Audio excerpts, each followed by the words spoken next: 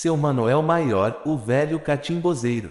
Durante uma boa conversa com Dona Terezinha, depois de tanto insistir para contar a história do mestre Manoel Maior, ela finalmente confiou em minha pessoa e resolveu contar a sua história. Desde já, fiquei muito feliz, eternamente agradecido por ela ter conversado comigo. A história começa durante o período do século XIX. Muitas famílias de portugueses, agricultores, fazendeiros e trabalhadores do campo, vieram para o Brasil, em pleno período colonial, para alcançarem seus objetivos, trabalhando e reconstruindo suas vidas para sobreviverem do que se plantava e colhia, das criações de animais, da pesca e culinária portuguesa que mais tarde, com certo tempo, se misturou com as demais culinária africana e indígenas. Os portugueses que por aqui viveram durante esse período, foram associando e agregando os seus conhecimentos religiosos e magias europeias, grandes forças sobrenaturais que deram origem a grandes saberes. Assim foram adaptando cada influências para dentro de suas famílias que por aqui foram seguindo adiante durante a miscigenação. Eis que um casal de português vindo da cidade bastante conhecida, resolveram tentar reconstruir suas vidas no Brasil, no que consta os relatos orais.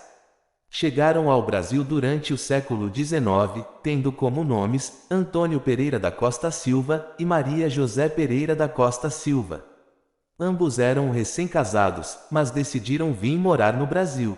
Durante as embarcações que vieram para o Brasil, o casal resolveu seguir seus caminhos e tentar viver do trabalho do campo. Assim foram conquistando o seu espaço. Segundo os relatos, o casal de português não obteram muito sucesso e resolveram ganhar a vida nos campos de plantações aos arredores da Serra da Borborema ou Planalto da Borborema, como muitos conhecem, onde passou a possuir muitas cabeças de gados e um certo ganho para sustentar a família.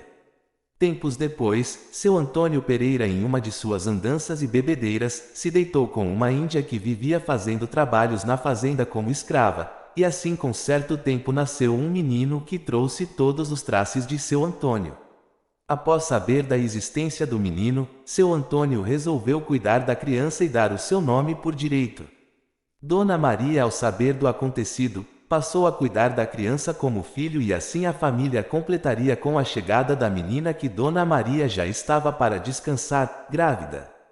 A família cresceu e passou a ser entre quatro. O menino passou a ser chamado de Manoel Pereira da Costa Silva, Manoel Maior. Já a menina passou a ser chamada de Ana Pereira da Costa Silva, Aninha. A história segue entre uma boa conversa com Dona Terezinha, que com muita luta, decidiu falar um pouco sobre essa entidade da qual acosta há mais de 60 anos.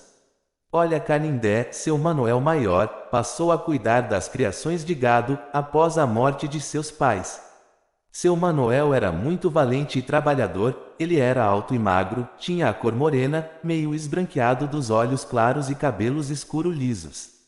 Ele tomou de conta de toda a criação de seu pai, e cuidou de sua irmã, até ela se casar com um fazendeiro que veio de longe, de outras terras, e passou um certo tempo por aqui, depois casou e a levou com ele. Seu Manoel aprendeu muita coisa com seu pai, que tinha um segredo guardado por 7 chaves, com medo da perseguição da igreja que existia na época. Assim ele me disse conversando comigo em umas de minhas visões.